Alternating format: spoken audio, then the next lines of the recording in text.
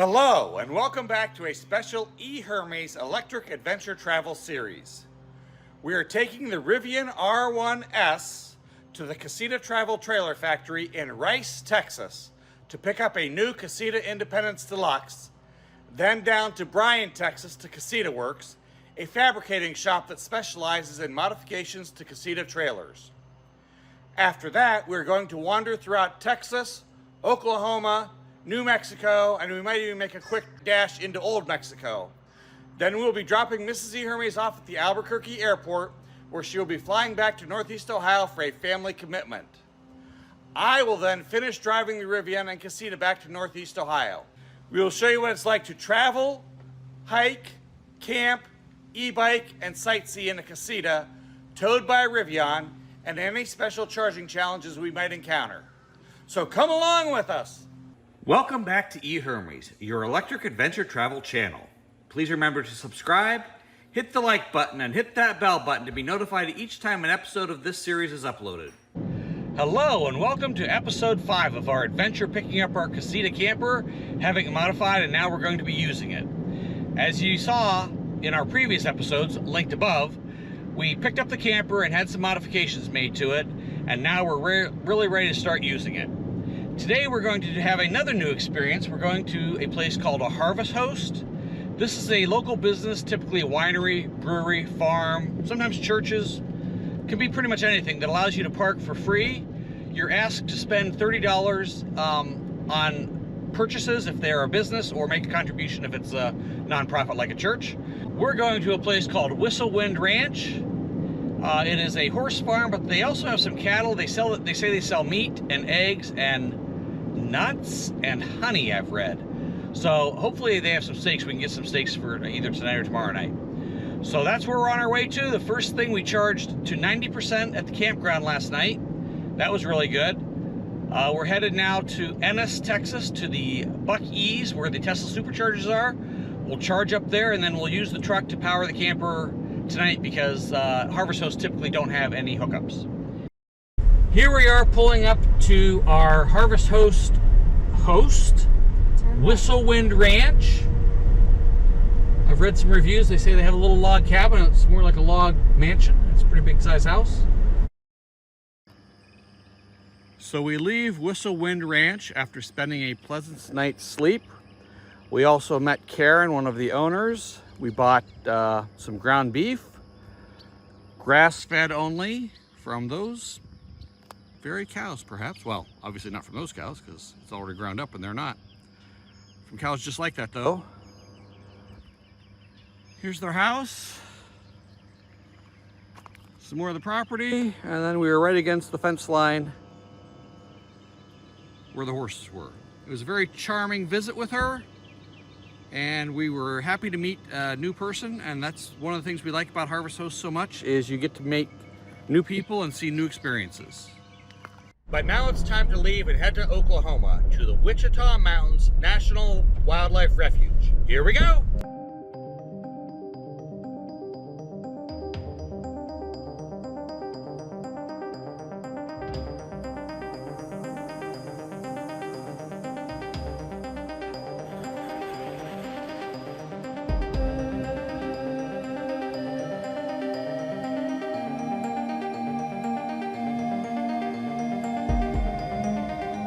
Well, as you can see, once again, we are charging at a Buc-ee's. There were actually other options for me to charge at, and while we like Buc-ee's stores, the real reason I like coming here to charge with the trailer is because the parking lots are usually very large and spread out, and I can park without having to worry about blocking too many other things. Some of the other charging stations, like Electrify America to Walmart, they're all very tight. So here we have room to spread out. We may block a little bit of a drive lane, but as you can see, there's a lot of space all around, so it shouldn't be an issue.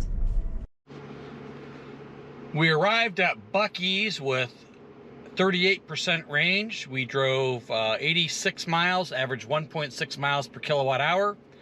We're going to charge here, and then we're going to charge again in Oklahoma right before the campground, because the campground we're going to only has a 120 volt outlet. So that'll run the camper, but it really won't charge the car very well. So we're gonna get a real good charge up there before we go to the campground. Hopefully we'll get to the campground with 70% or so, and then we should be good to go. This is why I like all the extra space, because even with the trailer attached, I'm partway out in the driveway. It's such a wide driveway though, there's plenty of room to go by. There's not a lot of traffic this far out in the parking lot. I'm only using the one station, and the other one that I'm kind of in front of can be serviced from the other side. So this is an excellent layout for charging with the trailer. As you can see, the Tesla is able to charge at the one on my right because it's on the other side. I'm at the one on the left, and all is good with the world. While Buc-ee's certainly has plenty of unhealthy choices, they also have healthy choices. We're having the parfait for breakfast and a salad for lunch.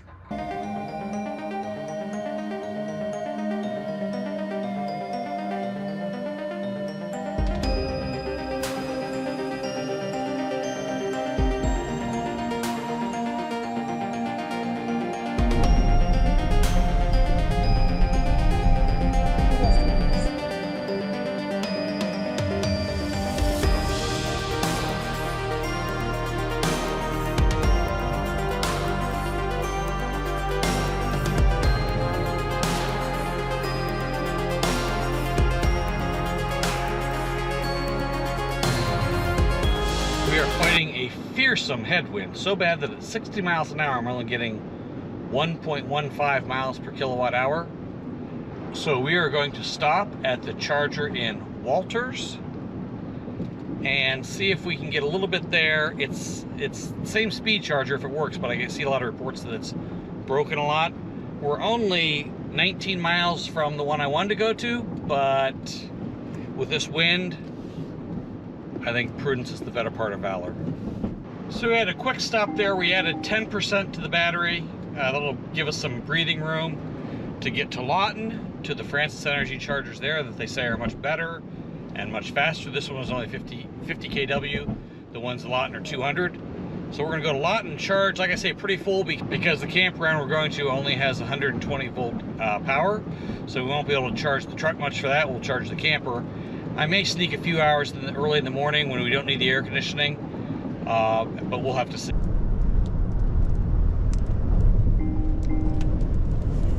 So these Francis Energy chargers, they have different speeds. Some are 200, some are 60, some are 50. 300 feet. I'd obviously like the 200. So we're gonna try to find that. I think it is, these first three would be my guess because they're bigger. Your destination is on the left. 5, yeah, that's one of them, right?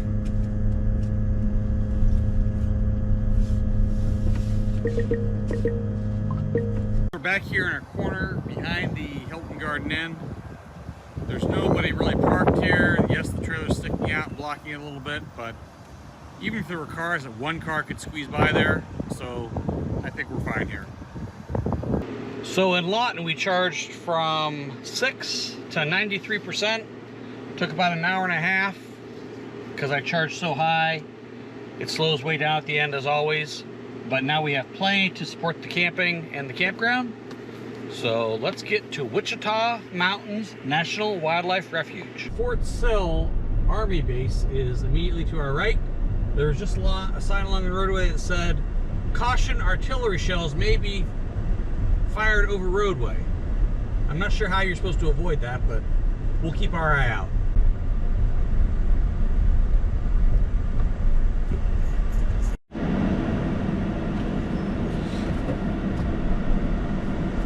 All right, so it was 269 miles from Whistlewind Ranch in Ennis, Texas to the Wichita Mountains National Wildlife Refuge, Doris Campground in Oklahoma. I'm not sure the town. It's outside Lawton. It was 269 miles. We averaged 1.4 miles per kilowatt hour, including a pretty wicked headwind for a while, and we gained about 1,000 feet in elevation too. So hopefully we'll not have that same issue all the time. Here we are at Doris Campground, Wichita Mountains National Wildlife Refuge. The lovely Mrs. E-Hermes and the pond beyond us. Very nice. The view from the bottom of our campsite down near the lake. After settling in at our campsite, having dinner, and getting a good night's sleep, we set out the next morning to check out other parts of the park. The first stop we went to was a place called the Holy City of the Wichitas to see what that was about. We're going to try to get more information about why this is here, but it's very neat architecture and artwork, both inside and out. This is in a small side building where Moses received the 10 Commandments. It's supposed to commemorate that. Here's some of the stonework and architecture. The metal building, I have to say, looks a little bit out of place. Here's some more of the architecture that fits in very nicely with its natural surroundings. Looks like they use mostly local materials. So the big thing they do here is they do an extensive Easter Passion play every year. They've done it for almost 100 years. They did have to postpone it for a few months in 2020 because of COVID, but they did actually do it in the fall of that year. And they have been here, like I say, for almost 100 years. While they're on the National Wildlife Refuge grounds, they are not supported by or receive any help from the government. Pretty neat place, especially the architecture. Some years they draw over 100,000 people to witness the Passion Play.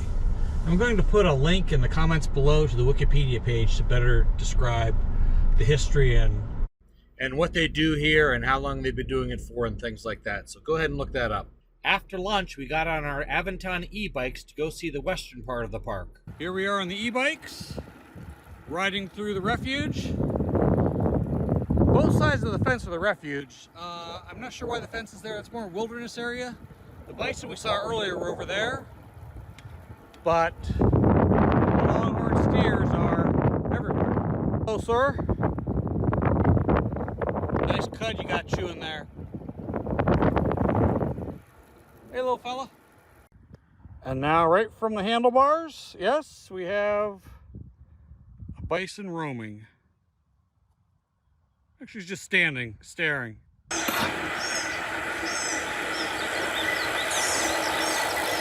Beautiful scenery, nice biking.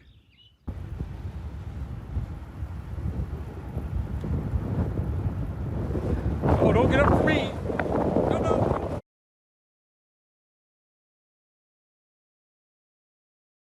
In the southwest corner of the refuge, we came upon this dam and lake behind it. They don't build them like they used to, that's for sure.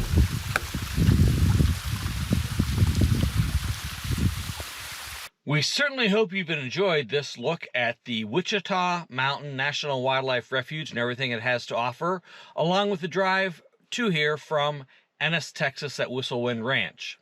If you did, please hit the like button. Of course, we hope you're subscribed, and if you are, please hit that bell button so that you'll be notified when the next episode of this series drops. Thank you!